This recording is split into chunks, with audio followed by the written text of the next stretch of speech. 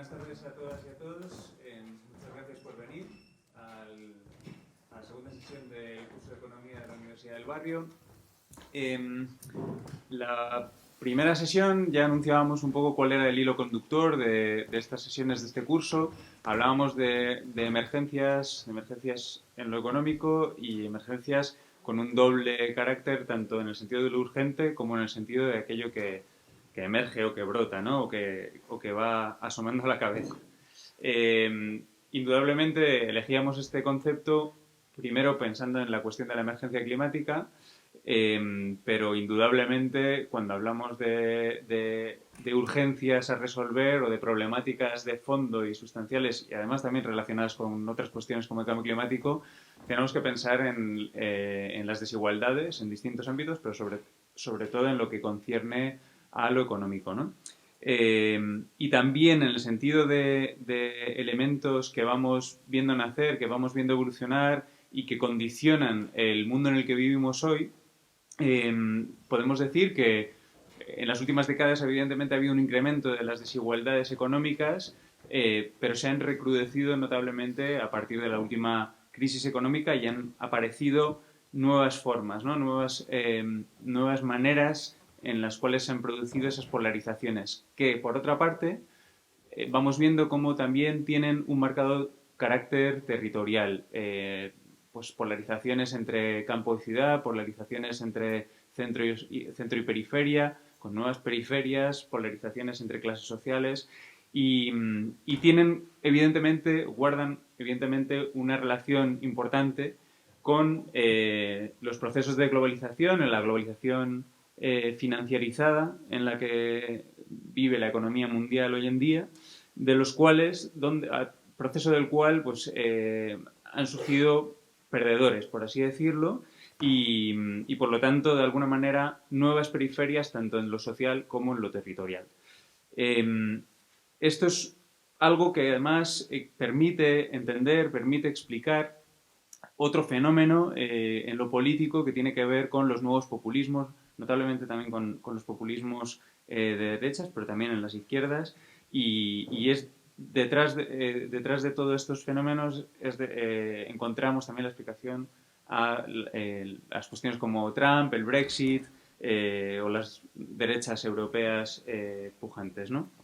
Esta cuestión es una cuestión que desde una de las entidades colaboradoras de este curso, que es FUEM Ecosocial, en su revista Papeles de Relaciones Ecosociales y Cambio Global, se ha tratado con el último número titulado Periferias, Nuevas Geografías del Malestar, que tenemos aquí unos números a la venta también, si los queréis ver al final de la sesión.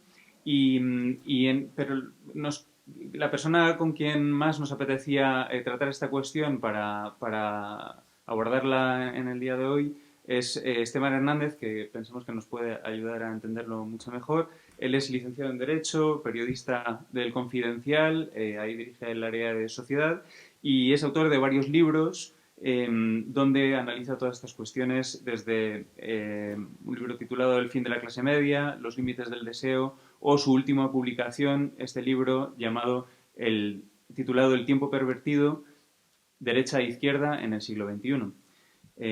Pues sin más, os dejo con Esteban, que nos cuente el mismo. Gracias, Esteban. A vosotros y muchas gracias por la invitación, siempre es un placer, ¿no? Y espero también que al final de la charla, además de hojear la revista, la compren, porque merece la pena, ¿no?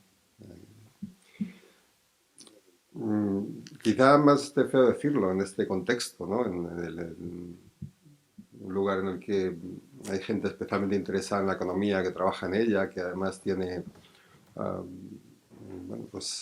fundamentos técnicos y recursos, pero cada vez me interesa menos a la hora de comprender y describir la realidad la producción académica. Los textos más interesantes de los últimos años, es decir, aquellos que describen mejor lo que está ocurriendo, que tienen una conexión más directa con la realidad, han venido o de periodistas o de académicos que han hecho trabajos no académicos, ¿no? Uno de ellos es un libro que se llama La maldición de las finanzas, The Finance Curse, cuyo autor es Nicholas Saxon, un periodista británico. En el texto cuenta algo que creo que es indispensable para entender, ¿no?, de dónde surge todo este fenómeno de desestructuración territorial, descomposición social y recomposición política, por otro lado, ¿no?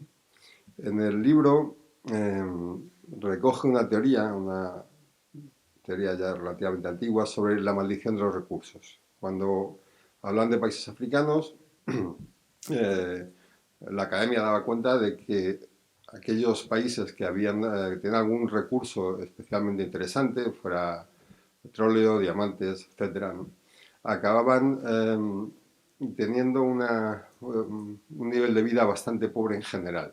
La pregunta era, bueno, si hay tanto dinero que fluye a partir de un determinado recurso, ¿por qué no repercute en el resto de la sociedad? Y especialmente, ¿por qué cuando repercute para mal, ¿no?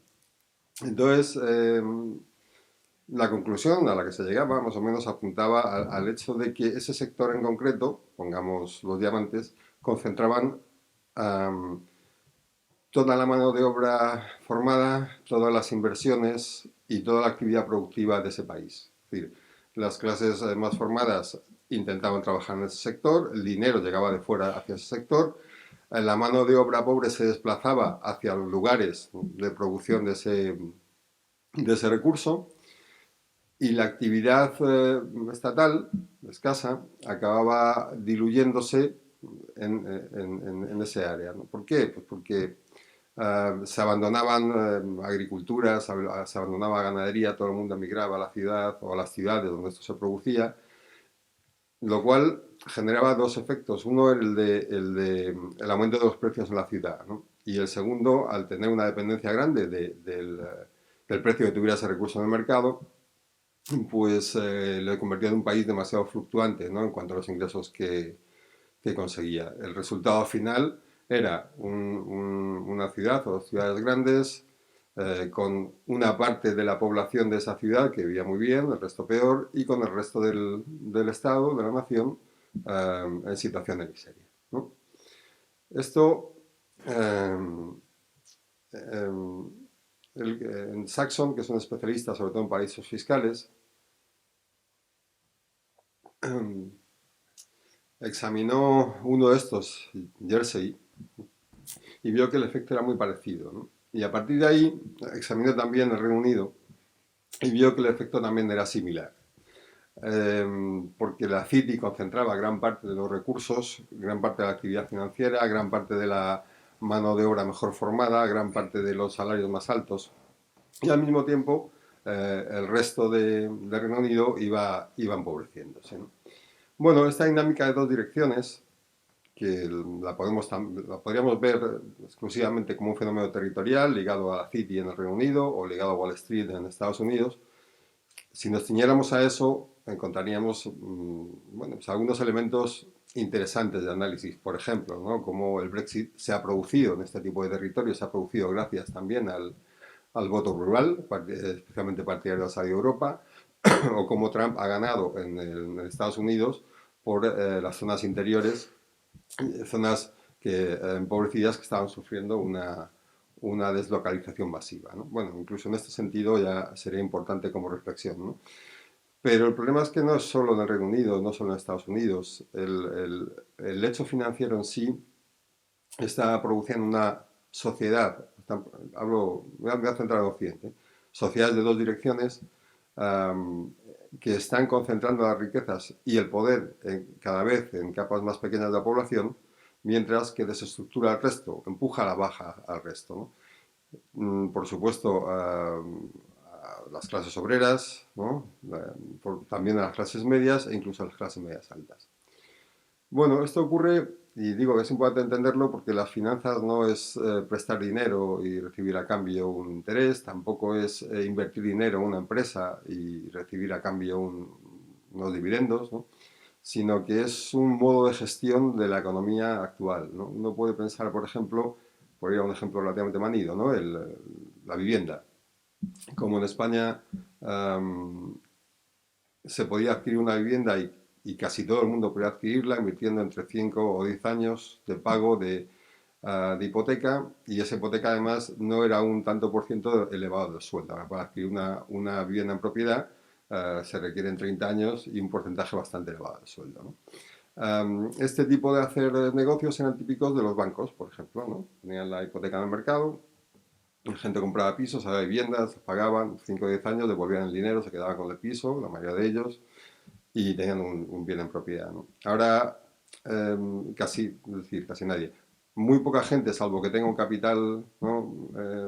General familiar anterior, puede adquirir una vivienda en propiedad. Entonces, si recurres al alquiler. Y para el alquiler, y hay una diferencia clara, es un producto que viene especialmente bien a los fondos de inversión, porque les permite mantener la propiedad de las viviendas y les permite además subir los precios cuando las circunstancias económicas son buenas y reducirlos cuando son malas, pero siempre sacando cierto partido, ¿no? Entonces, entre esa deriva, ¿no? Del banco tradicional, ¿no? y el mundo financiero, pues vemos un paso adelante, ¿no? Vemos otro paso adelante en lo que es la economía digital, ¿no? Uno no puede entender el gran desarrollo que ha habido en determinadas empresas del sector digital sin entender a la vez el respaldo de los fondos de inversión que están anticipando ganancias futuras y por lo tanto han sostenido a estas empresas durante años cuando no generaban ingreso alguno, ¿no? Claro, la cuestión de fondo es que este tipo de gestión de estas empresas a su vez concentra los recursos, ¿no? Ocurre obviamente, ¿no? En Google y Facebook con el ámbito publicitario, que son de lejos, ¿no? Quienes han concentrado el mercado publicitario, desde luego en la prensa, ¿no? Y, por supuesto en el ámbito de Internet, ¿no? Pero ocurre, ¿no? Con Uber o Cabify, Airbnb, Globo, en fin, todo este tipo de empresas que necesitan de circunstancias especiales, es decir, de una desestructura sustancial en distintos ámbitos, en el normativo, porque hay mano de obra que en otro tiempo hubiera sido mano de obra cuyo salario dependía de la empresa y ahora es contratada como autónoma. Depende de la cantidad de recursos que puedes colocar en paraísos fiscales y por lo tanto evadir impuestos. Depende del cambio de normativa, de cambios normativas nacionales y regionales para poder entrar en sectores que estaban regulados, ¿no? Con nuevas regulaciones. Y todo eso, ¿no? Significa concentrar en una empresa los recursos que antes estaban repartidos, ¿no? Pero para eso, insisto, han tenido que desestructurar toda la regulación laboral, toda la regulación municipal y toda la regulación estatal para poder operar. Bueno, pero ocurre con las empresas productivas. Uno de los grandes problemas de las finanzas tiene que ver también, ¿no? Con que todo este mundo productivo ha girado por completo hacia la necesidad de generar beneficios, ya sea vía dividendos o vía recompras de acciones, hacia los accionistas, ¿no? Y esto tampoco es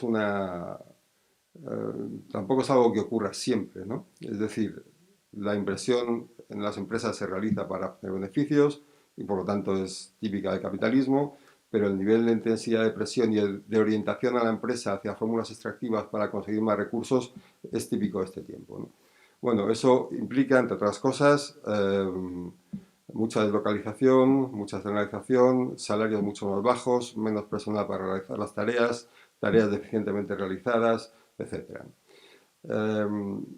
Bueno, este tipo de gestión, que insisto, es una gestión extractiva, tiene su importancia a la hora de entender las variables territoriales y las nuevas composiciones de clase, porque generan sociedades distintas, ¿no? Por más que las recomposiciones culturales existan siempre, por más que haya una forma de entenderse, ¿no? en el mundo concreto en el que estás viviendo, ¿no? Y una forma de entender también lo que está pasando a tu alrededor. Y no olvidemos que con las finanzas es muy difícil porque son un ámbito especialmente técnico, ¿no? Por así decir, cuesta mucho entender que tú lees un periódico financiero y cuesta mucho entender de lo que están hablando, ¿no? es relativamente sencillo después, ¿no? Pero tienes que tener el diccionario ¿no? de traducción entre el financiero y el español para saber, ¿no? en qué consiste aquello. Y cuando, bueno, pues tienes el diccionario, pues te das cuenta efectivamente del tipo de gestión lesiva para una gran parte de la sociedad, incluso para el propio capitalismo. Un ejemplo de esto, um, bueno, pues lo tenemos en el private equity, ¿no? Que si uno examina el campo demócrata, ¿no? Las iniciativas que están llevando a cabo, especialmente en el ámbito de Warren y Sanders, ¿no? Para conseguir detener este tipo de prácticas, ¿no? Lo hacen a través de una propuesta de ley que llaman la ley del saqueo, ¿no? No es un nombre en vano, ¿no? Porque se está utilizando este tipo de gestión para empujar, ¿no?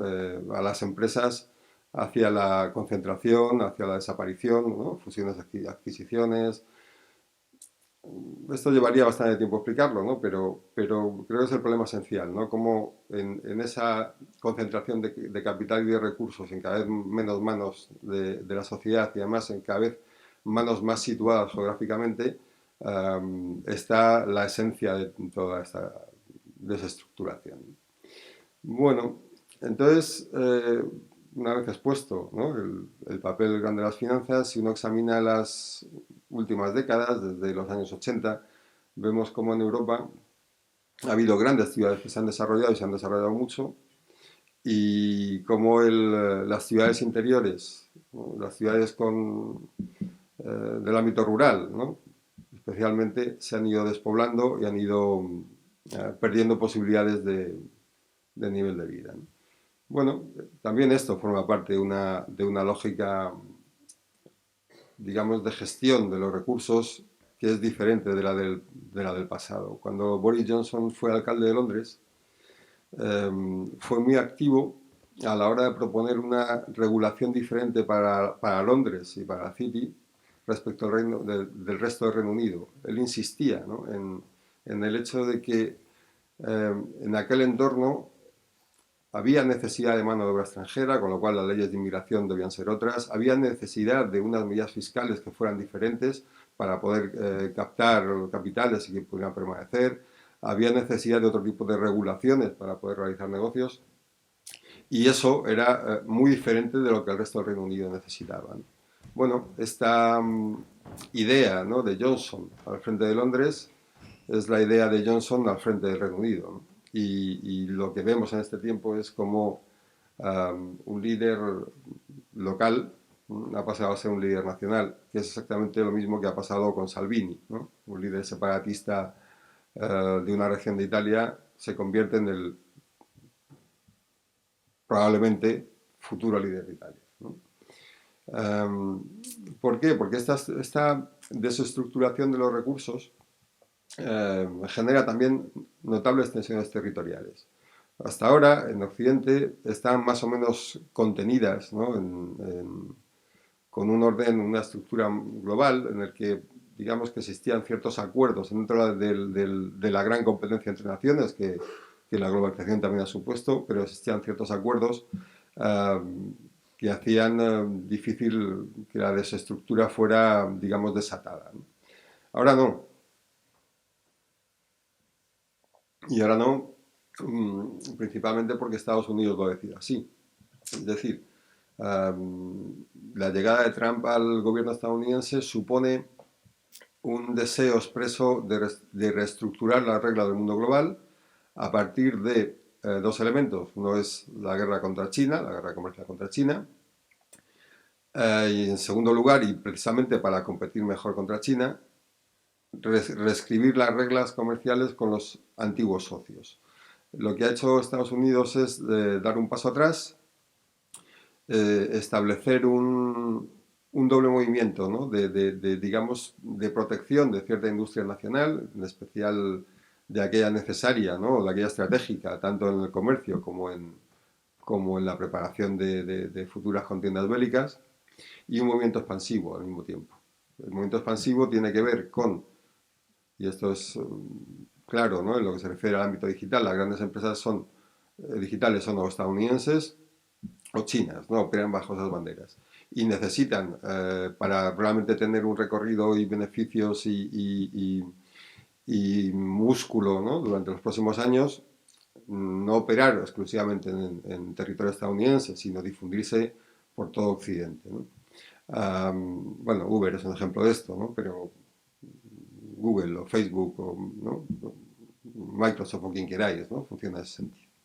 Y la otra es a través de los fondos de inversión, ¿no? Si uno mira España, sin ir más lejos, eh, la mitad del IBEX está en manos de fondos, ¿no?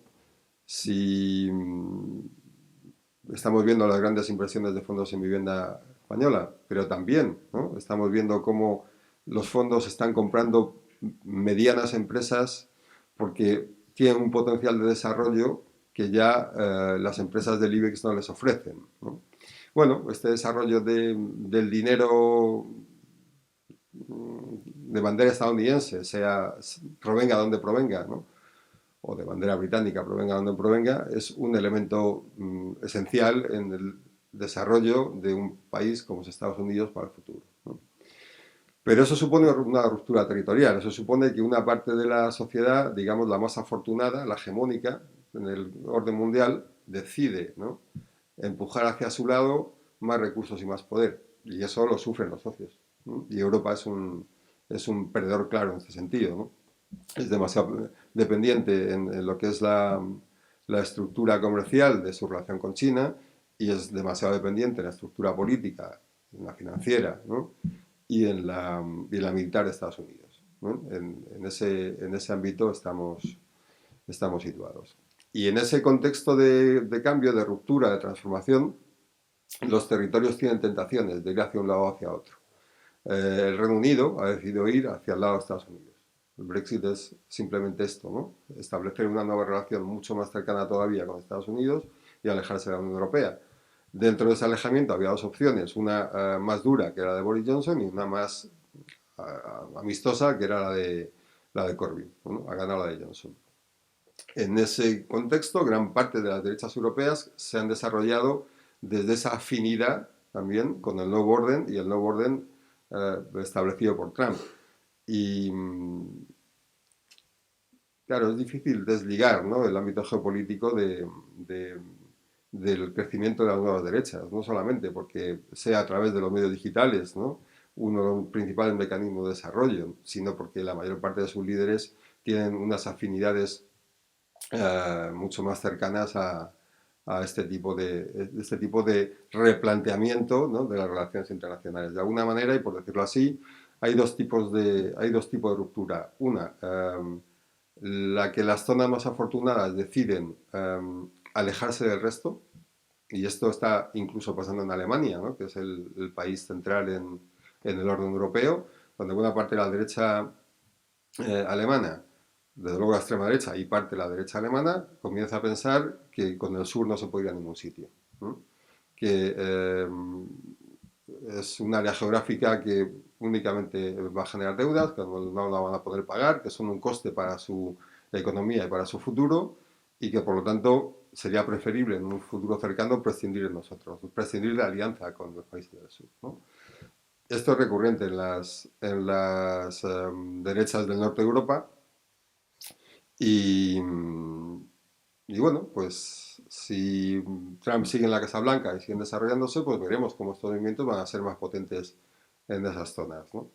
Tenemos también digamos, las nuevas derechas de las zonas perdedoras, ¿no?, que pueden ser la italiana, ¿no?, la francesa o en parte la española. Lo que pasa es que es verdad que España tiene algunos elementos diferenciales, pero insisto en que todos estos también están basados en esta bifurcación, ¿no?, y esta necesidad de situarse en un lado o en otro. Parece que tenemos claro, y en las ciudades se percibe así, ¿no?, que los recursos se están concentrando, que tienen una dificultad grande para encontrar nuevas fuentes de ingresos para el futuro, y en el caso español es evidente, si uno mira, no sé, Castilla, en algunos sitios todavía hay algo de industria que mantiene la ciudad, pero el resto son empleados del sector servicios, funcionarios y jubilados, ¿no? Simplemente no hay trabajo. Entonces la gente migra, cada vez queda menos gente porque no hay empleo. Bueno, pues en esa bifurcación de las zonas ganadoras y perdedoras se ha abierto una brecha social grande y se ha abierto una brecha social también con elementos culturales muy potentes, ¿no? Decía antes que esa tentación de irse con los ganadores, ¿no?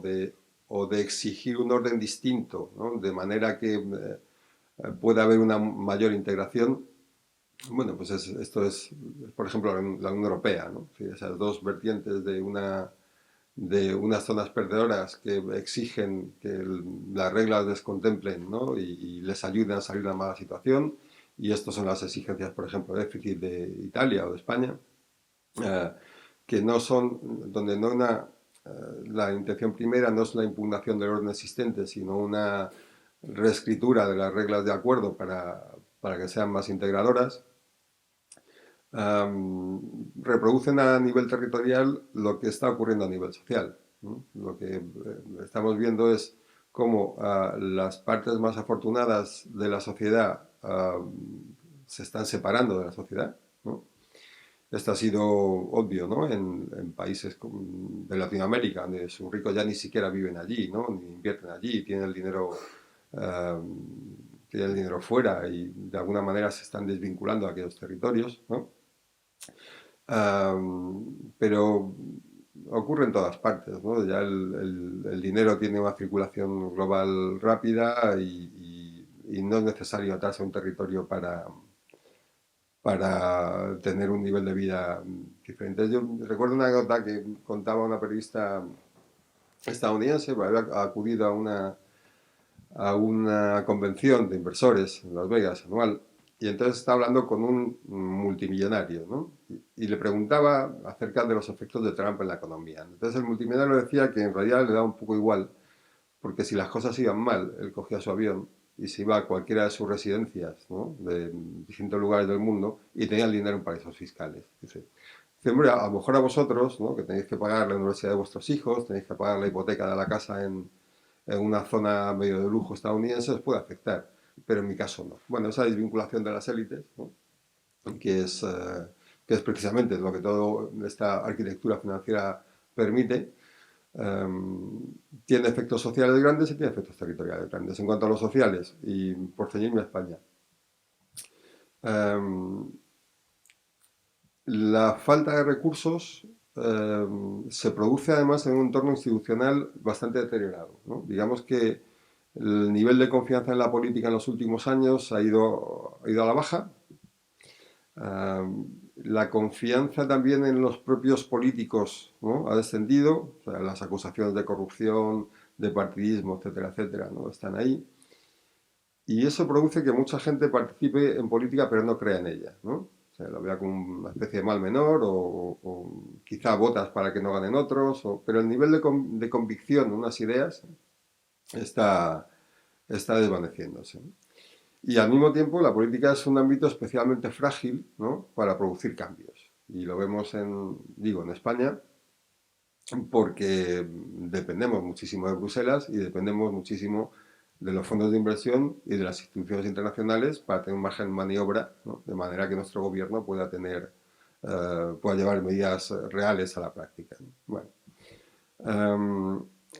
ambas cosas, ¿no? hace que la gente tome cierta distancia, ¿no? Y que cuando actúe políticamente sea más como rechazo de algo, ¿no? Que como toma de partido a favor de, ¿no? Digo, en ese contexto, cuando se produce una doble presión, cuando yo hablo de degradación social, de falta de recursos, me refiero a una doble presión. Por un lado, disminuyen los ingresos, ¿no? Y por otro lado, aumentan los precios de los bienes esenciales. Vivienda, luz, agua, gas, transporte, etc., ¿no? ¿Cómo disminuyen los salarios? Bueno, pues a partir de externalizaciones y deslocalizaciones hay menos empleo, eso tira el salario a la baja. Al mismo tiempo las empresas han entendido que hay dos tipos de trabajadores, aquellos que generan valor, ¿no? Y los que son fácilmente sustituibles, con lo cual buena parte de la mano de obra de las empresas tiene salarios escasos. Tenemos además una dificultad de las clases medias en reproducirse porque aquello que podía dar un cierto recorrido, como era un pequeño capital o una formación universitaria, ya es un valor escaso en este nuevo mundo, digamos, de mar global, ¿no? Un título de la Universidad de Harvard te asegura la colocación, un título de una universidad castellana no. Eh, Tu posibilidad de funcionar montando un negocio es muy escasa si careces de las conexiones y de los contactos, ¿no? Y del conocimiento que te permite que ese negocio funcione. Ya no basta con invertir un capital y poner una tienda porque seguramente tengas que cerrarla al poco tiempo, ¿no? Pero al mismo tiempo afecta a las clases medias altas, ¿no? O sea, aquellas clases que estaban vinculadas tradicionalmente con el poder político, con las grandes empresas nacionales, con las grandes empresas nacionalizadas, ¿no? De otras épocas también, y que fruto de esa interrelación, ¿no? político-económica garantizaba una posición social y una reproducción de esa posición. Tiempo después, con el paso de las empresas, ¿no? nacionalizadas al sector privado, ese tipo de conexiones funcionaron muy bien también, ¿no? Pero ahora lo que estamos viendo es una contracción de esas posibilidades, porque las empresas españolas globales son pocas y el resto están siendo adquiridas y la mayoría de ellas desaparecen. El señor que fabricaba galletas en Aguilar de Campo tuvo que vender la fábrica y entonces ahora tiene dinero. ¿No?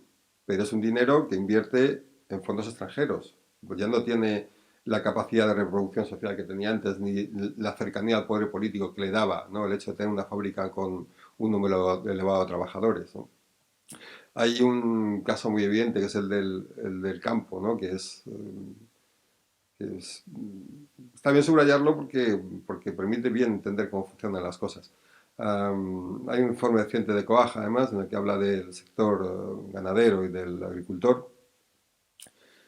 Pero bueno, en esencia, ¿no? El agricultor es dueño de la tierra, tiene una extensión de terreno relativamente grande en general, ¿no? Para poder cultivarla. Se han adaptado a las novedades de los tiempos, han hecho una inversión en maquinaria grande, digamos que el nivel tecnológico es bastante elevado y tiene que sobrevivir en un contexto muy difícil porque, por un lado, la mayor parte de ellos adquieren las semillas, con lo cual ahí tienen un elemento en el que ellos no determinan el precio, sino que son pagadores del mismo, que además les obliga a tener una forma de cultivarla determinada, en determinadas condiciones, ¿no? que tampoco eligen ellos. Y una vez que han producido, ¿no? cultivado lo que sea, dependen de grandes distribuidoras que les compran esos tomates, esas, ¿no? patatas, lo que sea que produzcan. ¿no? Además, en general han diversificado la producción para no ser tan dependientes de un único recurso, etc. ¿no?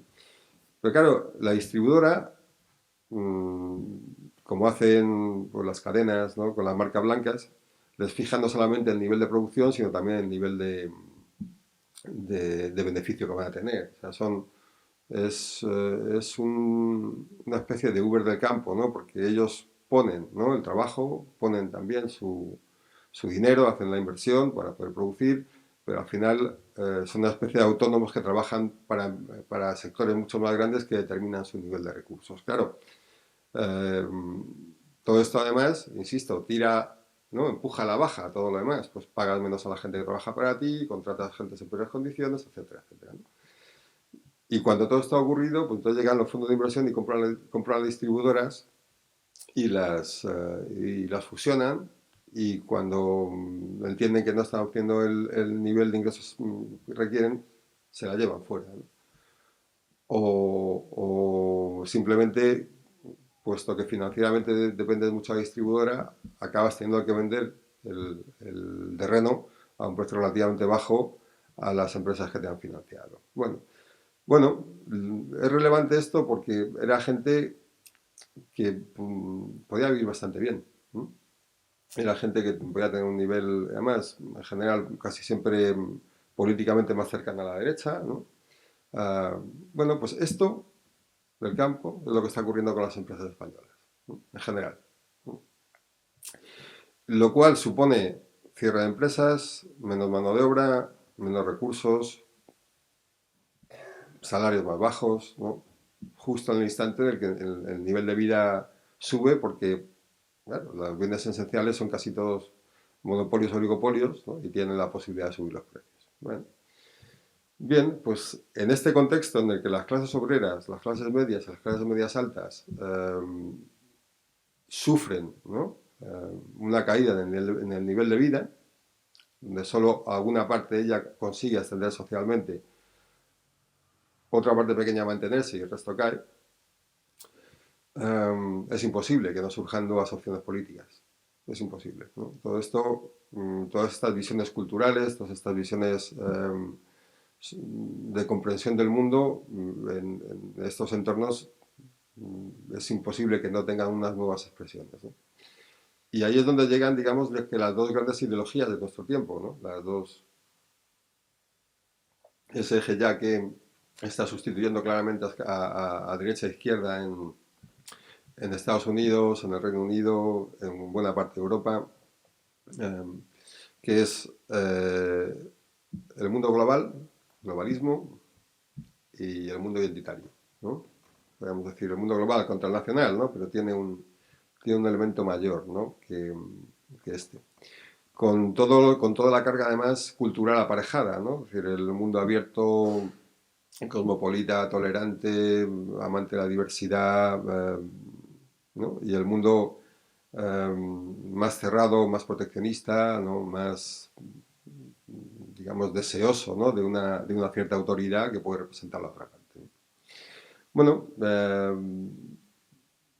es que tampoco, como siempre ocurre, todo tiene antecedentes históricos y no son los mismos, ni estamos en la misma época, ¿no? Pero siempre que el capitalismo ha dado un giro hacia una intensificación de sus prácticas, y en este caso la financiarización lo es, exige nuevos órdenes políticos, ¿no? Esto lo hemos visto en el 19 y la consecuencia directa de esto, de la ruptura de, de este tipo de capitalismo global, ¿no? Fueron la creación de los imperios, ¿no? Y con ellos pues, la Primera Guerra Mundial, etcétera, ¿no? Y está ocurriendo ahora, ¿no? ¿Por qué tiene, o sea, por qué ocurre? ¿Por qué tiene aceptación? ¿No? Que a posteriori siempre se pueden decir muchas cosas. Bueno, pues uno de ellos, uno de los elementos obvios es la fragilidad territorial, ¿no? La falta de cohesión social también de los territorios.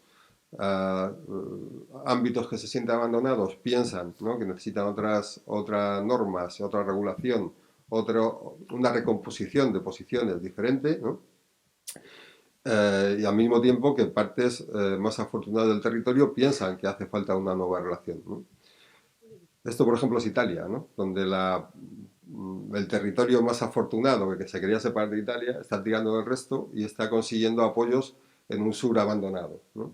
¿Por qué? Pues porque hay un enemigo común, que es la Unión Europea, que es el que posibilita, ¿no? Identificar una causa de los males, ¿no? Y que por tanto posibilita además identificar una solución. En la medida en que la Unión Europea deje de hacer estas cosas o en la medida en que seamos soberanos, volveremos a ser un país donde el sur vaya hacia arriba y el norte sea tan próspero como quiere ser, ¿no? Bueno, esto, exactamente esto, ¿no? Es el triunfo del Brexit, es el triunfo de Trump, ¿no? Cómo aquellos ámbitos favorecidos que tienen que ver con las finanzas y la tecnología han puesto su parte a los territorios deteriorados de Estados Unidos, ¿no? En España es diferente, os decía antes, así como en el norte de Europa se está conformando algo diferente, ¿no? Y el este también tiene sus especificidades. En España es distinto por dos razones. O sea, en primer lugar, porque no estamos en esa lucha entre el mundo global y el mundo identitario. O sea, políticamente no hemos llegado a eso. Estamos todavía con el eje izquierda-derecha marcado, ¿no? Estamos con una extrema derecha, que no es una extrema derecha antiglobal, sino que es una extrema derecha todavía, insisto, nostálgica de viejos tiempos, autoritaria, neoliberal, ¿no? Extremadamente neoliberal y, y, cuyos sectores, o sea, los sectores que les apoyan que muchos de ellos tienen que ver con estas capas de clases medias altas y clases medias deterioradas, no tienen un posicionamiento, insisto, claramente antieuropeo, ¿no? La izquierda, por su parte, pues sí ha acogido, digo, esta especie de conservación del statu quo, ¿no? Y se ve claramente en el PSOE, pero también en Podemos, con los matices que se quiera y las diferencias que se quiera, ¿no? Pero sí comparten ese tipo de visión de apertura, más derechos, etcétera, ¿no? Y eso, lógicamente, les hace ser fenómenos más urbanos, ¿no? Y, por el contrario, las fuerzas políticas de la derecha tienen más implantación en terrenos rurales. Uno puede examinar también de esta perspectiva lo que ha sido el proceso en Cataluña, ¿no? Con la burguesía de Junts pel Cat, que tiene esa idea de conseguir una nueva relación a partir de, o sea, una nueva trayectoria global a partir de la desvinculación de la relación con España, ¿no? Y un entorno rural, o sea, todo aquello que rodea. Cuando digo rural no me refiero exclusivamente al campo, sino me refiero a ciudades, a servicios, funcionarios, ¿no? Que están fuera de las grandes ciudades, que ha cogido esta perspectiva con gran ánimo, ¿no? Y que son su gran fuerza, ¿no? Bueno, esa unión, digamos, entre los ganadores que quieren tener un mejor recorrido, ¿no? Y aquellos que sienten que están perdiendo, um, es la esencia de la fuerza política de nuestro tiempo, ¿no? Que es la derecha populista, ¿no? Bueno, en el modo en que ambas cosas se han ido articulando, pues resulta bastante curiosa, ¿no? Es verdad, decía lo de España no solamente por esto, ¿no? Porque tengamos todavía una extrema derecha que es una derecha nostálgica de tiempos pasados, ¿no? Sino por las configuraciones territoriales que hacen que esas derechas pierdan en el norte de España lo que pueden ganar en el sur y en el centro, ¿no? En la medida en que eres más españolista radical, pues tienes menos votos en el norte y al revés, ¿no? Y viceversa, ¿no? Bueno, pues ya para ir acabando y no daros más la lata, simplemente significar eso, ¿no? Es decir, estamos en un mundo de recomposición, la recomposición es fundamentalmente económica, eso tiene elementos territoriales, los elementos territoriales también provienen de variables geopolíticas claras, ¿no? Y hasta ahora el gran ausente, ¿no? De todo este entorno es la izquierda, ¿no? Son aquellas fuerzas transformadoras que pueden pretender o pueden querer, por simplificar, redistribuir los recursos en lugar de concentrarlos, ¿no?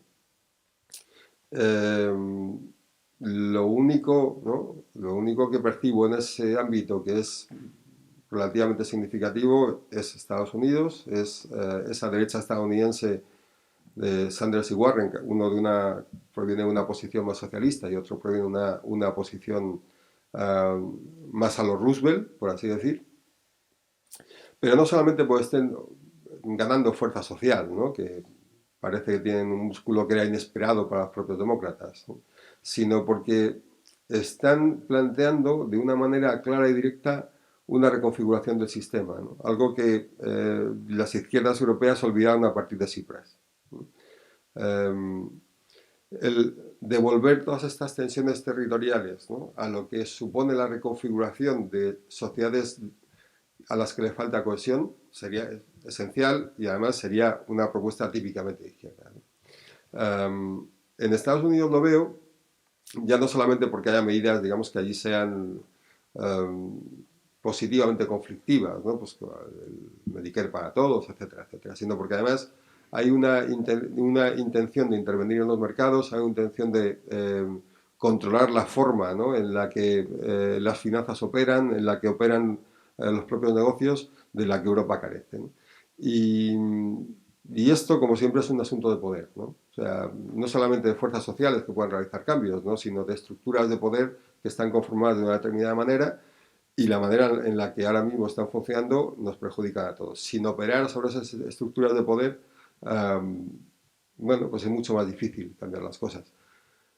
Devolver todo esto a un elemento puramente territorial y por lo tanto a elementos culturales o identitarios, ¿no? o de oposición a lo identitario, para mí es un gran error, porque lo que está cambiando todo, ¿no? El motor principal, lo que está empujando todo esto, es la economía, ¿no? Entonces, sin operar sobre ella, no hay recomposición territorial posible, ¿no?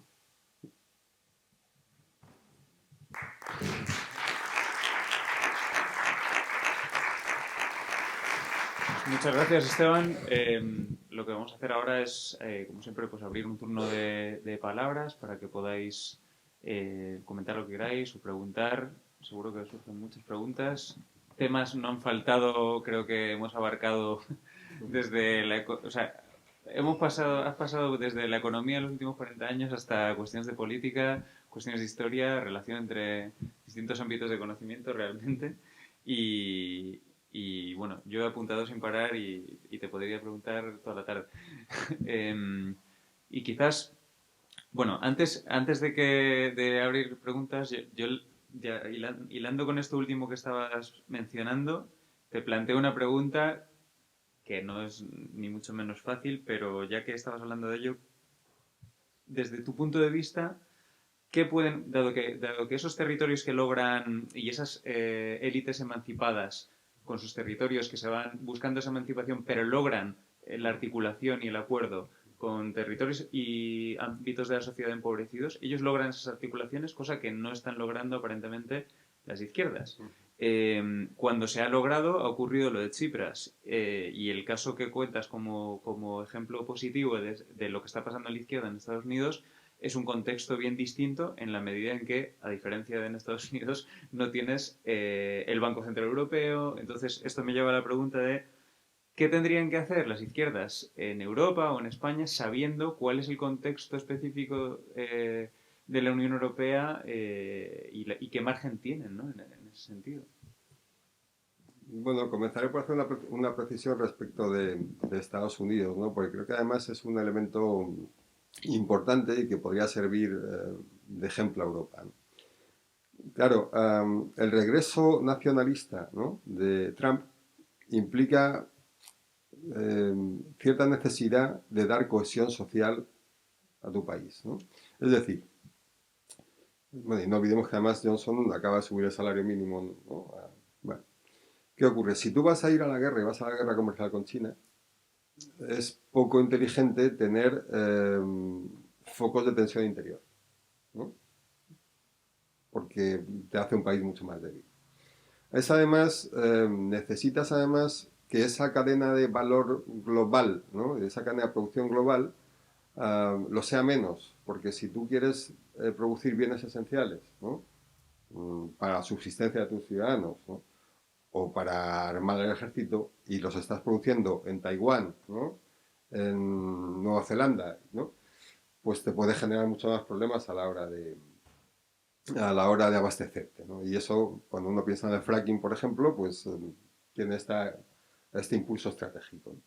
Bueno, dentro de esa reconfiguración estratégica, claro, hay dos elementos, ¿no? Y uno, pues tampoco debe olvidarse, ¿no? Si Estados Unidos ayuda a ganar la Segunda Guerra Mundial, es precisamente porque estuvo Roosevelt, ¿no? Cohesionó el territorio, difuminó las tensiones que existían en una sociedad rota, y eso les dio la potencia, el músculo necesario como para poder llegar a la Segunda Guerra Mundial con fuerza, ¿no?, y como la potencia que era, ¿no? Bueno, claro, ahora en esta recomposición de guerra contra China, una de las cosas que los estadounidenses están pensando es exactamente esto, ¿no? Y la parte de la izquierda, ¿no?, tanto Sanders como Warren, digamos que también pueden sacar partido de ese contexto estratégico, ¿no? Es mucho mejor ser Roosevelt ahora, ¿no?, que perder guerras futuras, ¿no? Bueno. Pero claro, ese tipo de razonamientos estratégicos se pueden hacer especialmente, se creen mucho más intensos en la UE, ¿no? La UE, digo que es el gran perdedor, ¿por qué? Pues porque tienes falta de, o sea, es decir, tienes naciones enfrentadas, o sea, careces de una cohesión que te da el ser el gobierno de un Estado, ¿no? Tienes además tres focos, el norte, el este y el sur, distintos, ¿no? Tienes además una relación desigual porque los países del norte, ¿no?, incluyendo ahí a Luxemburgo, ¿no?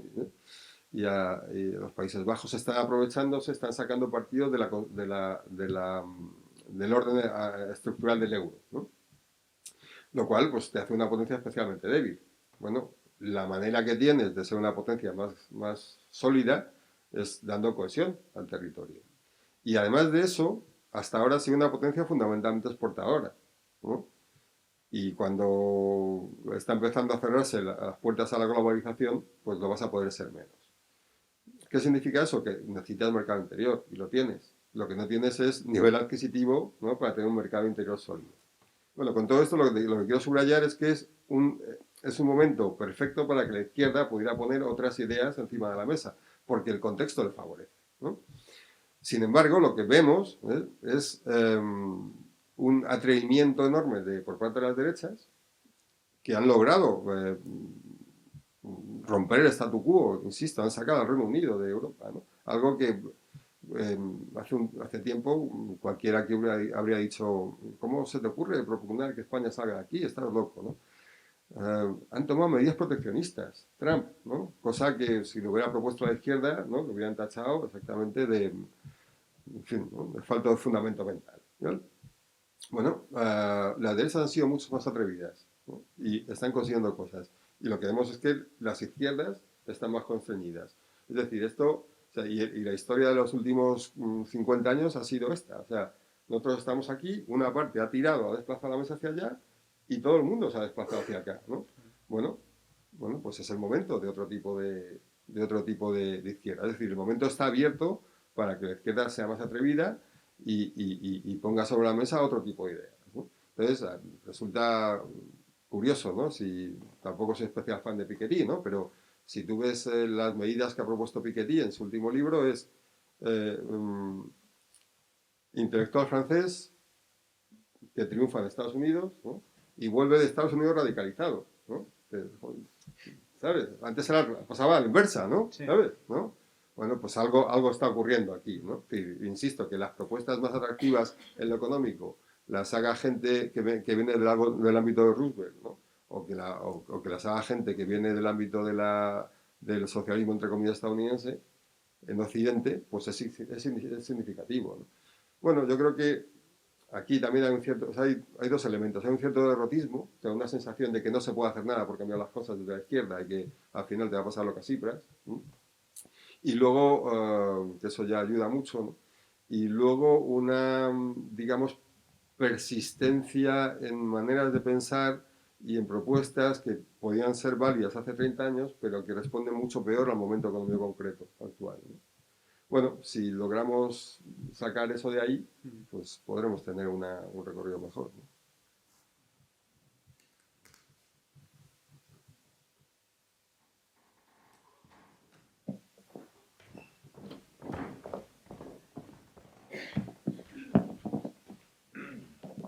Hola, ¿qué tal? Bueno, muchas gracias. Ha sido muy interesante y muy amplio el análisis. Bueno, has hablado de redistribución, de ideas nuevas, ¿no? Un poco de tomar la iniciativa desde la izquierda o osar hacer cosas. Cambio de sistema, de cohesión social, ¿no? De incrementar el poder adquisitivo para generar o para que se mueva el mercado interno. Y de Estados Unidos, bueno, estoy pensando, creo que se llama Young, no sé qué otra figura emergente del Partido Demócrata, que está poniendo muy sobre la mesa la renta básica. Y en este sentido te quería preguntar, ¿no?, ¿qué piensas de la renta básica universal como una herramienta que de alguna forma tiene en su interior, digamos, todas estas cosas que has mencionado? Bueno, no soy contrario a la renta básica, ¿no? Lo que pasa es que lo que me planteo es, si ahora, en un momento como este, ya casi no nos pagan por trabajar, es difícil que nos paguen por no trabajar, ¿vale?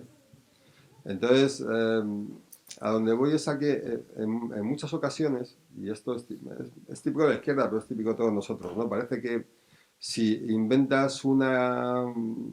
tienes una idea brillante, ¿no?, que puede recomponer de alguna manera lo que está roto, pues basta con que la anuncies y entonces a partir de ahí la gente se va a convencer. No, o sea, tienes un sistema absolutamente hostil por ahora, ¿no?, a este tipo de recomposición social, ¿no?, y de reestructuración social, y esa es la primera tarea, ¿no?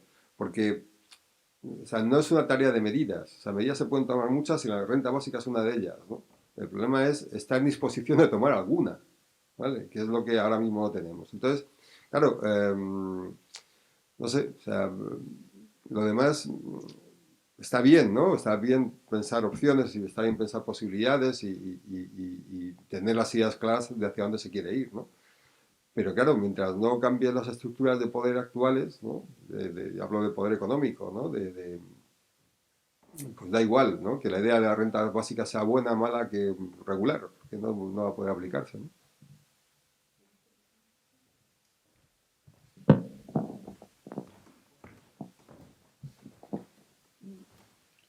También gracias por su exposición. Usted ha terminado la ponencia diciendo que la economía, el motor principal es la economía y sin ella no hay posibilidad de cambio. Vale, pero yo le quiero preguntar, ¿qué entendemos por economía nosotros si queremos hacer algún cambio? O sea, ¿cuál es la economía que podría llevarnos a un cambio distinto? Porque la economía que usted ha explicado, desde luego, no lleva a ningún cambio. Es el que hay ahora mismo, ¿no? La acumulación de dinero, los recursos en manos de muy pocos y no hay posibilidades de cambio. ¿Qué otro tipo de economía nos puede sugerir? Te contesto un poco lo mismo, ¿no? Es decir, una economía que vaya en sentido contrario a la tendencia que se está produciendo ahora, ¿no? En lugar de una economía que vaya a concentrar los recursos del poder, una economía que redistribuya los recursos del poder. O sea, en esencia es eso. Luego le podemos dar muchos otros contenidos, ¿no? O sea, lo podemos ver de distintas maneras. Pero da igual, o sea, el movimiento es lo que importa, ¿no? Y ahora, como tú bien dices, la economía y el poder, que vienen a ser lo mismo, van a una dirección que nos perjudica a la gran mayoría de la sociedad. Bueno, pues lógicamente ese tendría que ser el momento de revertirlo, ¿no? Y en segundo lugar, es una economía y es un tipo de poder que perjudica incluso a aquellos territorios como la Unión Europea, ¿no? A los que pertenecemos, con lo cual en algún momento, ¿no? Esto tendría que tomarse en cuenta también, ¿no? Desde la Unión Europea para cambiar esto, ¿no? Bueno, pues en sentido contrario.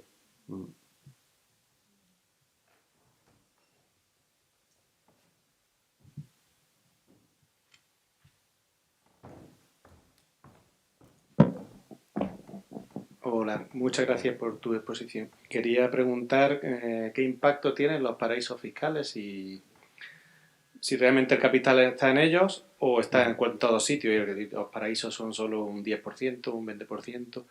Yo recuerdo una viñeta que había de humor cuando estalló la burbuja que decía, bueno, uno le decía a otro, bueno, que ahora que paguen los bancos y las constructoras, y el otro decía, sí, como que se van a dejar. Pues pienso que con los paraísos pasa igual. Habrá intención de controlarlos, pero no creo que se dejen, ¿no? Pero desconozco cuál es el impacto de las capitales que hay en esos paraísos. Mira, el impacto es enorme en muchos sentidos, ¿no? O sea, quiero decir, no sabemos el porcentaje de capital porque está situado en los paraísos fiscales, porque por eso son paraísos fiscales, ¿no? Pero además, cuando se hacen estimaciones, se suele hablar de los paraísos offshore, ¿no? Y tú ahora mismo en Nevada, en Estados Unidos, tienes un paraíso fiscal, ¿no? ¿Eso cómo lo cuentas? En Nueva York tienes paraísos fiscales, ¿no? En los Países Bajos tienes paraísos fiscales. Es decir, en territorios plenamente integrados en una arquitectura política completamente distinta, ¿no? Bueno, todo esto no habría podido hacerse sin los paraísos fiscales. Es decir, sin aquellas posibilidades de extraer a la mirada, ¿no? Del regulador, ¿no? Y de los estados que podían recaudar los impuestos, grandes capitales de capital que circulaban por otro lugar. Porque, bueno, es una estructura plenamente aprovechada por grandes empresas productivas, es una estructura aprovechada por grandes empresas a secas, ¿no? Es una estructura aprovechada por multimillonarios, es una estructura aprovechada por el dinero de la delincuencia, es una estructura aprovechada por el dinero de la corrupción. Claro, ¿qué ocurre? Cuando hablábamos al inicio de la charla maldición de recursos, ¿qué ha ocurrido? Que fruto de la corrupción también, ese dinero, ¿no? que se pagaba a los corruptos locales regresaba, ¿no? A la City por la vía de los paraísos fiscales. ¿no? Que el mismo Reino Unido había colocado en muchos lugares. O regresaba a Wall Street, ¿no? Como ha pasado en toda Latinoamérica con la droga, que al final acababa, ¿no?, siendo invertido de alguna manera, ¿no?, blanqueado y tal. Bueno, sería imposible, ¿no?, entender esto sin el papel de los paraísos. Ahora, ¿cómo se hace? Es decir, claro, volvemos al mismo, se queda abstracto muy sencillo. Simplemente con que se sepan quiénes son los titulares de las cuentas. Ya está. ¿No está? Se acabó el paraíso fiscal, ¿no? Bueno, el problema es que hay que hacerlo. Claro.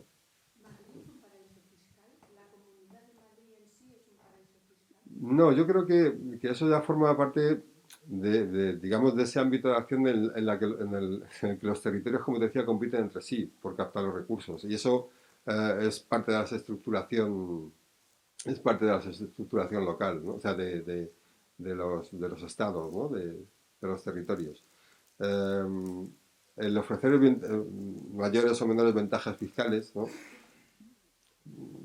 no asegura de por sí que capte los recursos. O sea, quiero decir, los captas cuando eres un paraíso fiscal. Y entonces ya no es que ofrezcas un porcentaje de impuesto más bajo, ¿no? Es que ofreces opacidad. Nadie sabe que tienes ahí el dinero, ¿no? ¿Vale? En ese caso, ¿no?, si Ciudad Real se convierte en paraíso fiscal, pues bueno, tampoco captará muchos recursos, pero captará mucho capital. O sea, no se va a beneficiar mucho a la gente de Ciudad Real, pero captará mucho capital.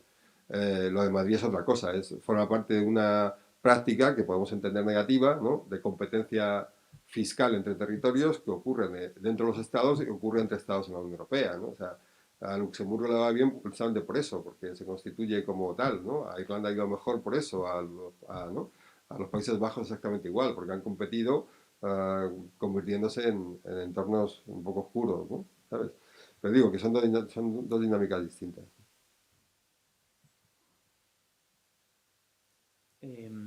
Hablaban también o sea, hablando del papel de los paraísos fiscales. ¿Cuál es el papel en este proceso del avance tecnológico? Porque está jugando un papel clave, por ejemplo, en la geopolítica, está jugando también una influencia en lo que tiene que ver con, tú hablabas en el libro, me parece, de vuelta al taylorismo en cierta medida, ¿no? En maneras de producir, de controlar la producción, y sin embargo soñábamos con que la tecnología podía ser un instrumento para la emancipación. Sí, es todo lo contrario, además es muy perverso, ¿no? Claro, cuando se habla de taylorismo, hay que recordar esto, ¿no? Que Taylor lo que hacía era... Taylor se pasó varios años observando a los trabajadores y trabajó, o sea, se empleó como uno de ellos para ver cuáles eran sus movimientos, cómo operaban, ¿no? Entonces, luego inventa una fórmula y dice, bueno, si se hace de esta manera exacta, vamos a conseguir producir al día X más, ¿no?, tanto por ciento más. Con lo cual, voy a intentar que se produzca de esta manera.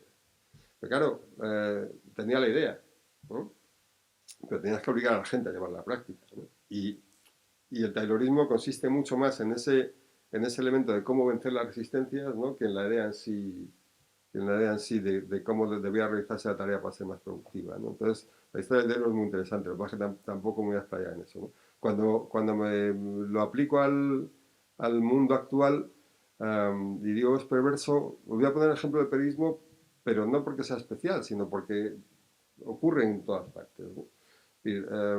A nosotros nos miden cuánta gente nos lee, ¿no?, durante cuánto tiempo, el nivel de aceptación que tiene, lo cual supone que orienta la producción de una determinada manera, porque si esto ha funcionado antes, ahora se puede funcionar. Entonces, tú ya no estás pendiente como periodista tanto de contar, ¿no?, aquellos aspectos que entiendas interesantes o que hayas captado, ¿no?, que sean socialmente interesantes, cuanto de generar un producto pensado, ¿no?, para que tenga recorrido, porque los números te lo dan, ¿no?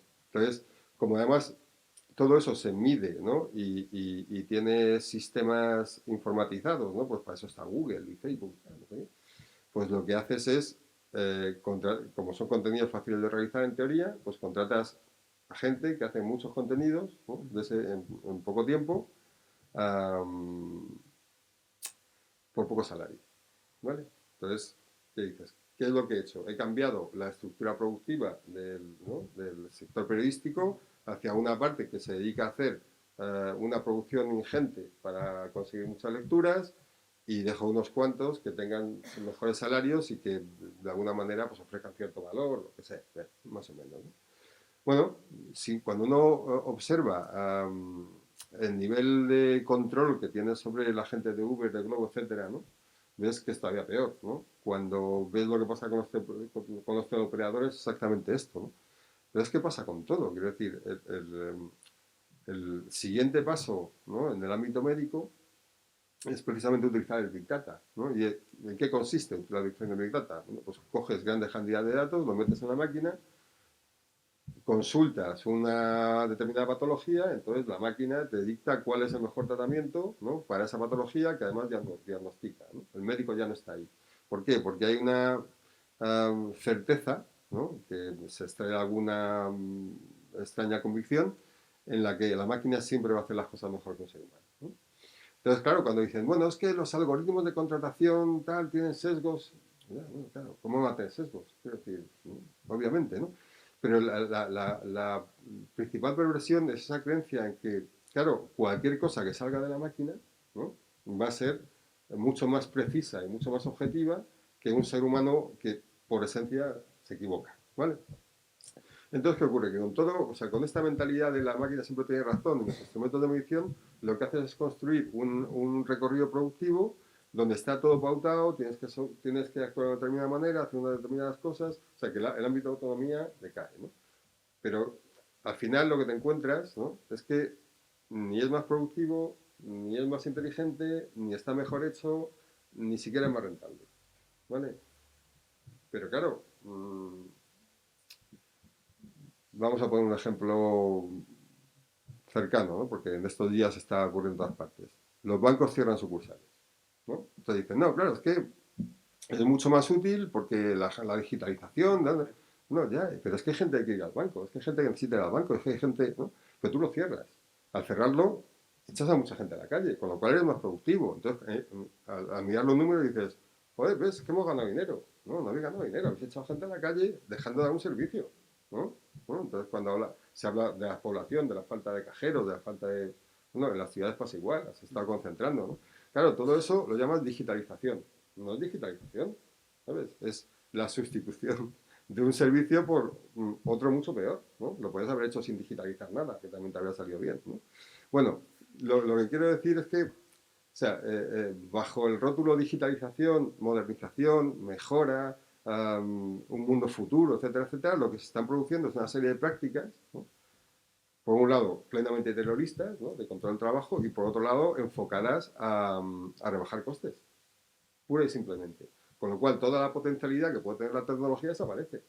Pues claro, evidentemente la tecnología puede estar bien utilizada, ¿no? Esto es como un martillo, lo puedes utilizar para una cosa o para otra, ¿no? El problema es que lo estás utilizando exclusivamente para reducir costes, ¿no? Y eliminar servicios.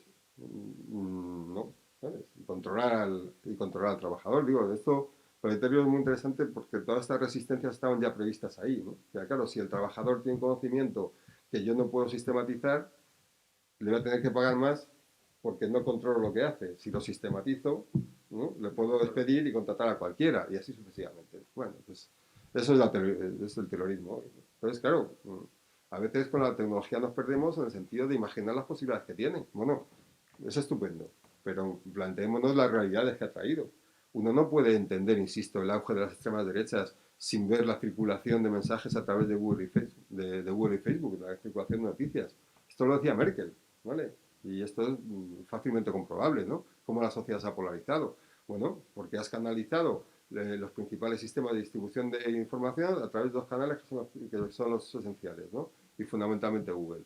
Y a partir de ahí tú no sabes, porque desconoces qué criterios utiliza Google, es decir, qué algoritmos, cómo funcionan sus algoritmos, si eso lo hace de manera intencionada para ganar dinero o lo hace de manera políticamente intencionada, porque no lo sabes, no es transparente, ¿no? Y bueno, pues es otro elemento más de la digitalización. Entonces, cuando dices, bueno, Internet es un campo amplio, enormes posibilidades, ya, y la realidad es que se ha acabado concentrando en cuatro empresas que tienen la llave de acceso. Bueno, pues hablemos de las realidades y no tanto de las posibilidades, ¿no?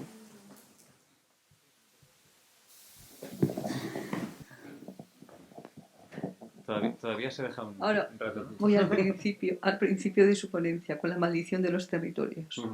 Las personas que hemos venido de los medios rurales a Madrid y a otras ciudades, ¿no? En los años finales de los 60, que ha sido mi caso, conozco de cerca el fenómeno de las galletas de Fontaneda, vengo de esa zona y claro, yo me pregunto cada vez que voy allí, a esa zona que además es una zona de naturaleza bastante favorecida, ¿no? Montaña, bosque, agua, pero claro, despoblada totalmente. Y efectivamente, no hay manera de que aquello se pueble por personas que quieran buscarse su medio de vida allí. Entonces, acabo de ver, bueno, por llevarlo un poquito a lo concreto y no irme demasiado del tema, acabo de ver en la plaza de Jacinto Benavente un carro, no sé si lo ha visto usted, ¿no lo No, alguna de las personas lo habéis no, visto? no. Un carro que han traído los de Soria y pone: los montes generan empleo y riqueza. Eso es lo que pone en una carreta. Y, y claro, lo miras y dices, efectivamente, claro que generaría. La riqueza de los montes es inmensa en muchos aspectos, y ha dado a muchos medios rurales en el que yo he nacido, es que era su medio de vida casi, ¿no? Entre los pastos, lo que sacaba del monte, en fin. Y ahora esos montes están ahí y dicen abandonados, y encima les echan la culpa de que haya fuegos, ¿no? Porque están abandonados. Y yo digo, o sea, ¿qué es lo que va a pasar con esos territorios que yo creo que no están olvidados por el sistema capitalista? Sinceramente lo creo, desde hace mucho tiempo. Uno de los elementos más terribles, el tema de la escasez de agua. Y ahí también lo tienen controlado, yo creo. Y además me consta por cosas que he visto directas allí. Entonces, se nos escapa porque, claro, al no estar habitados los territorios, en un momento determinado, eso está también sucediendo. Le pregunto, ¿qué podríamos hacer? ¿Qué se puede hacer? Porque nosotros venimos a la ciudad, yo estoy aquí viviendo. Yo ya llevo solamente pasado unos días. Y todos decimos, no, está vacío el campo, ¿no? Pero estamos aquí, en Madrid. Gracias. ¿Sabes lo que pasa? Es verdad que sí, yo creo que sí hay un cambio cultural, ¿no? Muy grande, y la mayor parte, o sea, hay poca gente que quiera estar ¿no? En el campo, porcentualmente hablando, digo, ¿no? O sea, y ese cambio cultural pues está ahí, y es así, ¿no? Pero, y además te digo, no tengo ni idea de qué se puede hacer, ¿no? Para repoblar aquello, ¿no? No tengo ni idea, ¿no? Ahora, también sé que si montas en Aguilar de Campo una fábrica con 5.000 puestos de trabajo, vas a tener 5.000 personas o familias más viviendo en Aguilar de Campo, seguro. Es decir, el gran problema del campo es que no te puede ganar la vida, ¿vale? No puedes ganarte la vida. Y no te puede ganar la vida porque toda aquella estructura industrial ha desaparecido, o casi toda, porque las posibilidades de subsistencia, ¿no? Viviendo de los recursos, ¿no? Que te da el campo, agricultura y ganadería, es pobre, ¿no? En general lo es, aunque la gente crea que hay ganaderos, agricultores que ganan muchísimo dinero y tal y cual, hombre, los hay, algunos, tal, pero la mayor parte de ellos tienen sus dificultades. ¿Por qué? Porque, como todo, ¿no? Has localizado y estás comprando en otros sitios, por lo cual lo que tú produzcas aquí te va a salir más caro que lo que producen otros, con lo cual no te lo van a comprar, con lo cual, etcétera, etcétera. Bueno, ese fenómeno de desindustrialización también ha llegado ahí. Entonces, claro, yo también conozco territorios rurales por haber estado bastante tiempo y tal, y es una lástima, ¿no? Pero claro, es que la gente no tiene un medio de ganarse la vida, ¿no? Al final tienes algo de construcción, ¿no? Y algunos arreglos y cuidado de ancianos y ya está. Y tienes que marcharte, pero tienes que marcharte, insisto, o sea, no de pequeños pueblos de 800 habitantes, sino de pueblos de 50.000, ¿no? O sea, de ciudades de 50.000 o de 100.000 que están despoblándose por completo, ¿no? Entonces, claro, bueno, o sea, no sé en concreto qué se puede hacer. Lo que sí sé es que si el trabajo regresa, ¿no?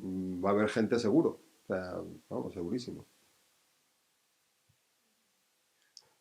Lo que yo me pregunto es si no existe, claro, entiendo, tú siempre que se habla de tu tu análisis y tus publicaciones, se habla de tu visión pesimista de la izquierda, de tu crítica y todo esto, entiendo que tiene que ver con la falta de una articulación y de un atrevimiento, lo señalaba antes, pero una articulación de discurso que contemple, que sepa leer el contexto de la manera más actualizada, ¿no? Y sabiendo cuáles son todos los engranajes.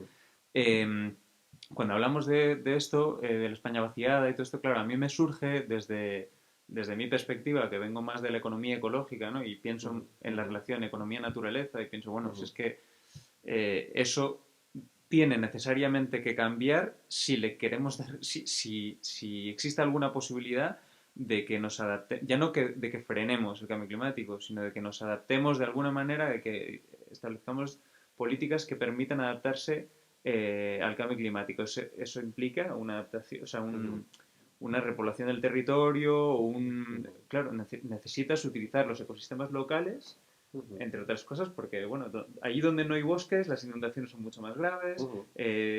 Si no consigues los recursos de tan lejos, necesitas empezar a promover lo cercano. Pero fíjate que una de las críticas mayores, por mi parte, es el hecho de no haber entendido que este no es el mundo de la producción, sino de la distribución. Con eso quiero decir, en este caso concreto, que tú puedes producir tomates ecológicos, cojonudos y maravillosos, pero alguien te los tiene que comprar. Y mientras no tengas la estructura de distribución que pueda llevar a la gente los productos, porque hay gente interesada en ellos, ¿vale? Hay mercado, ¿no? Hay gente, ¿no? Pero mientras no tengas el mecanismo de llegada no tienes nada. Tienes un producto que conoces tú, ¿no? Yo compongo canciones, ¿vale? ¿No?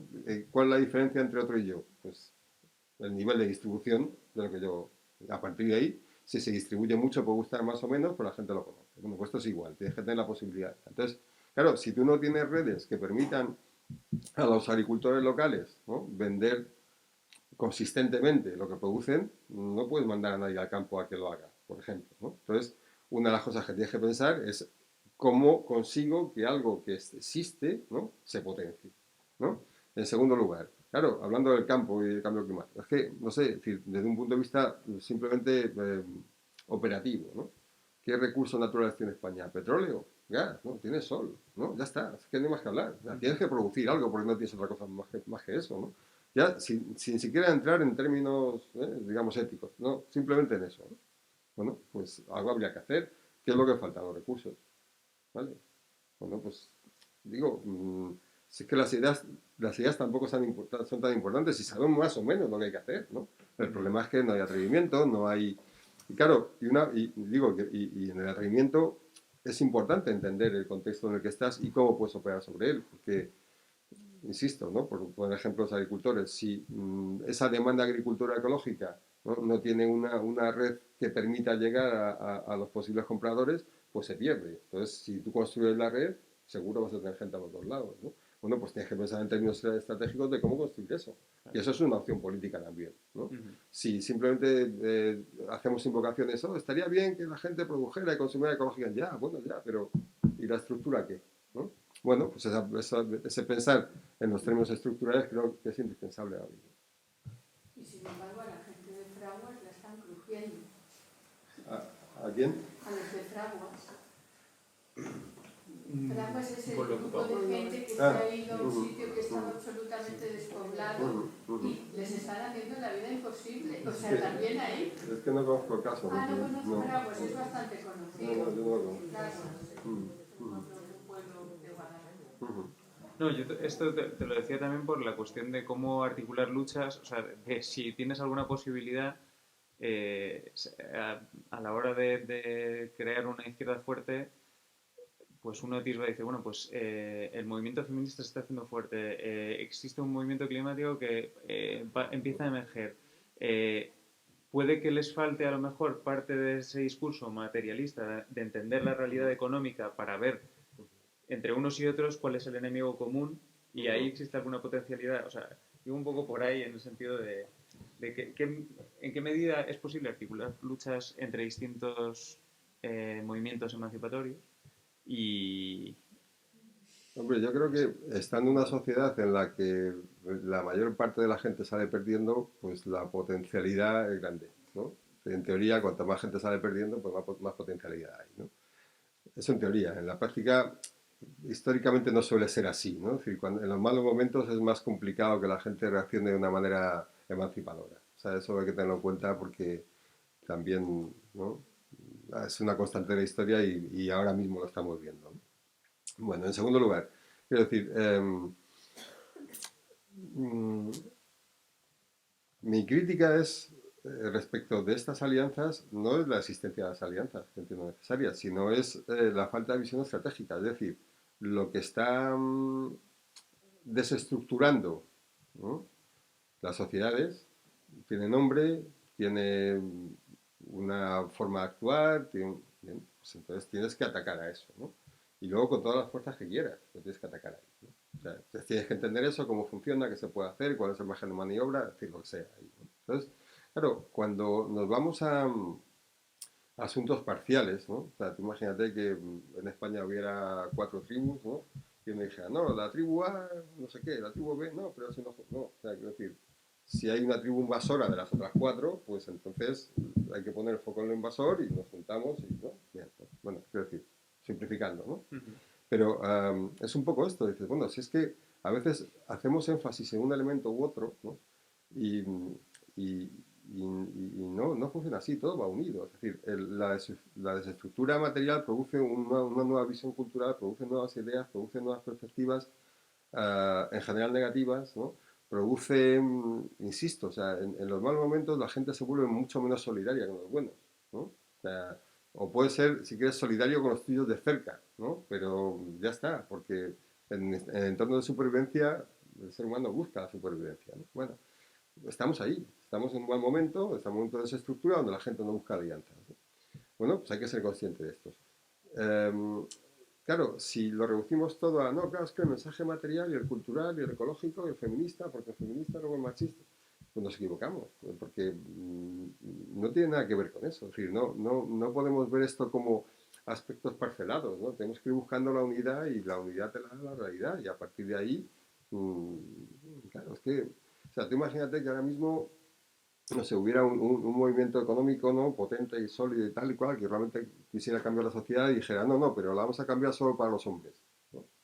Pues no tendría sentido, ¿entiendes? O sea, pues, pues esto es así, ¿no? Entonces, yo creo que ahí ¿eh? No, sí, no digo que lo diga. No digo que lo diga, no. Que sí, sí. No, que sí, sí. Por supuesto, sí. Pero claro, el problema de fondo es este, ¿no? Que en muchas ocasiones, y esto sí es una crítica que comparto, se ha hablado de las parcelas para no hablar del conjunto, ¿no? Y eso sí es un problema desde mi punto de vista. Es decir, cuando tú pones énfasis, por ejemplo, en aspectos feministas, ¿no?, para evitar la crítica material, o en aspectos ecologistas, ¿no?, para evitar la crítica material, como por ejemplo Ana Botín, ¿no?, pues entonces, ¿sabes? Estás parcelando algo que no tiene sentido parcelar, ¿no? Bueno, eso. Entonces, yo creo que ahí tenemos que ser mucho más estratégicos, tenemos que pensar en posibilidades de futuro, tenemos que entender en qué sociedad estamos y cómo opera, ¿no? Y a partir de ahí tendremos opciones de cambiarla, ¿no? Claro, si volvemos a las prioridades identitarias de los años 80 y 90, si volvemos a las medidas económicas de los 80 y 90, ¿no?, si queremos establecer, pues es que el capitalismo está en otro sitio ya, si ya ha ido hacia otro lugar, ya ha girado, ha cambiado, no puedes operar igual, ¿no? Hace 30 años pues ya no está ahí, ¿no?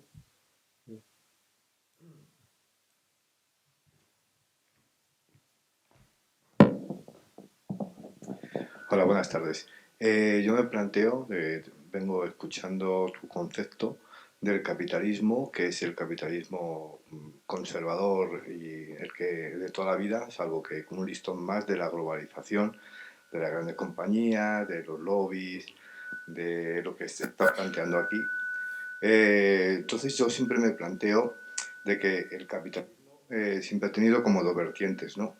La vertiente más dura y de alguna manera la vertiente más socialdemócrata, más a la boca. Los dos sistemas capitalistas que siempre hemos conocido, tanto el tema conservador, un ciclo mucho más cerrado, y el ciclo más demócrata, más abierto. Yo lo que veo es que con el transcurso de mis años, la opción que está no va a ser esa, ni una ni la otra. Creo que va a ser un poco más el concepto de el ecodesarrollo, ¿no? A través de los temas más locales, la interrelación entre lo local y lo urbano, el tema es de apoyar políticamente con políticas fiscales al mundo del campo, y en ese tema, en diversos aspectos, puede ser la única manera que pueda ir cambiando algo la sociedad, porque desde el sistema capitalista yo no lo veo nada claro. Gracias.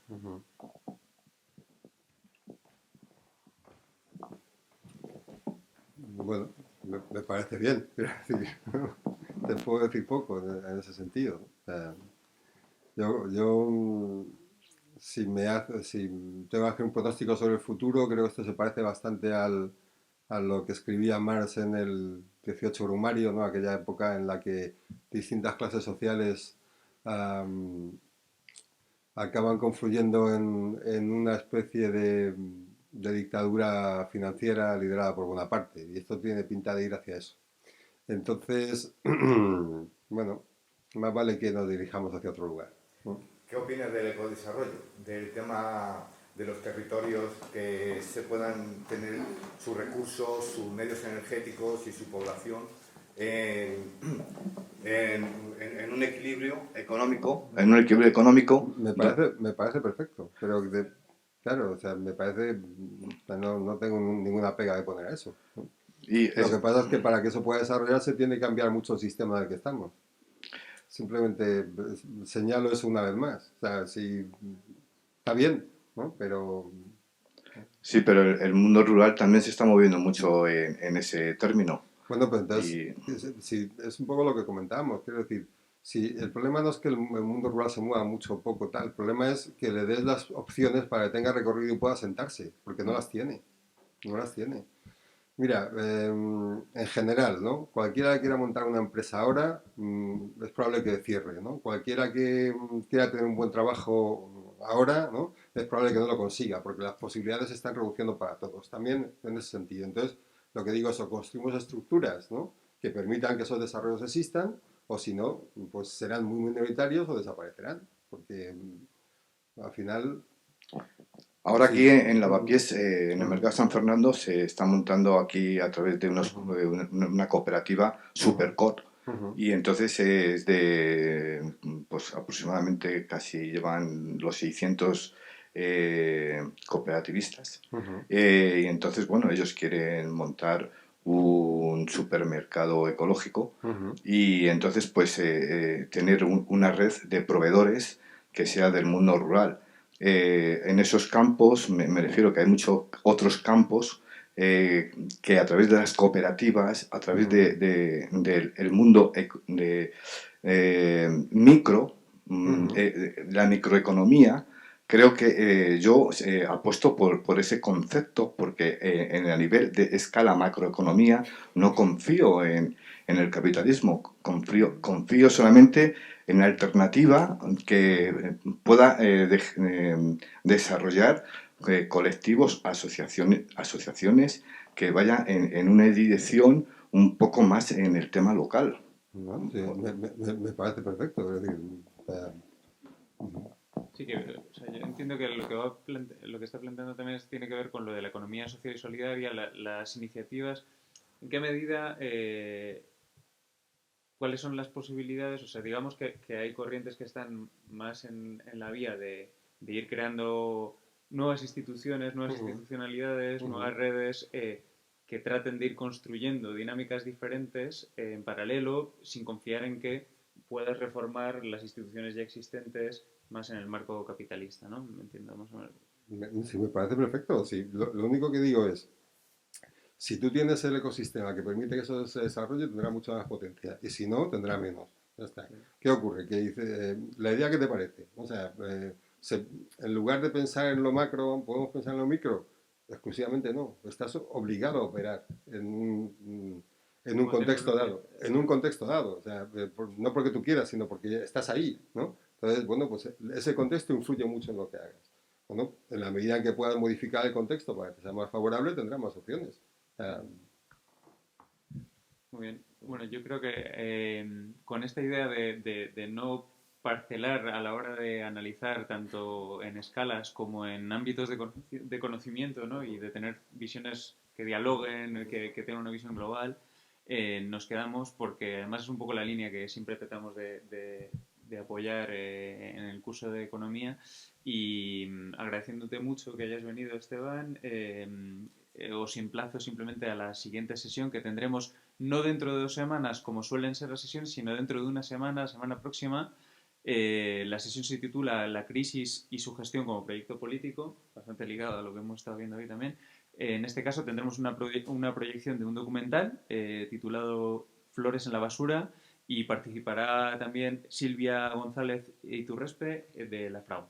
Así que nada, nos vemos el próximo lunes 20 a la misma hora, a las 7, aquí en el Teatro del Barrio. Muchas gracias a todas y a todos por venir. Gracias, Esteban, por estar con nosotros.